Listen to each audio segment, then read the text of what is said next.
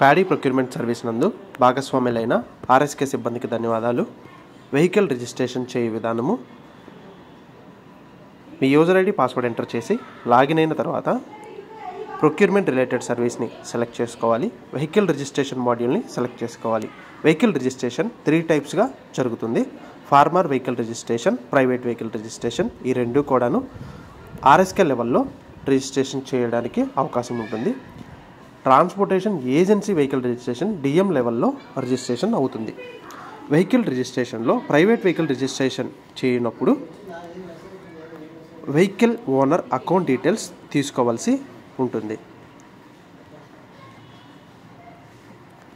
ఇక్కడ మరొక ముఖ్యమైన విషయము, వెహికల్కి జీపీఎస్ డివైస్ ఇన్స్టాలేషన్ జరిగిన వెహికల్కి మాత్రమే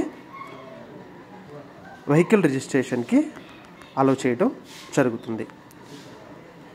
వెహికల్ ఓనర్ డీటెయిల్స్ తీసుకోవాలి.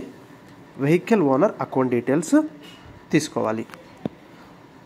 ఒకవేళ vehicle registration farmer vehicle registration చేయనప్పుడు వెహికల్ ఓనర్ యొక్క అకౌంట్ డీటెయిల్స్ తీసుకోవాల్సిన అవసరం ఉండదు.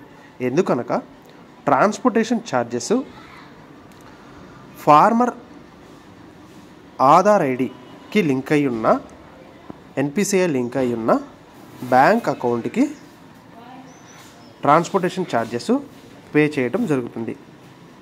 కానీ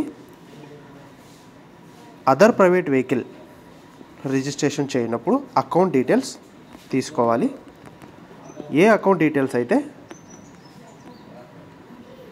తీసుకుంటామో ఆ అకౌంట్ డీటెయిల్స్కి ట్రాన్స్పోర్టేషన్ ఛార్జెస్ పేమెంట్ చేయడం జరుగుతుంది.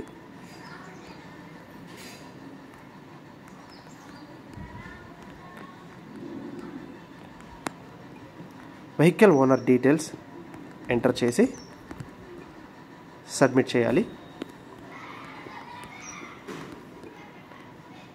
Vehicle registration successfully submitted. ధన్యవాదాలు.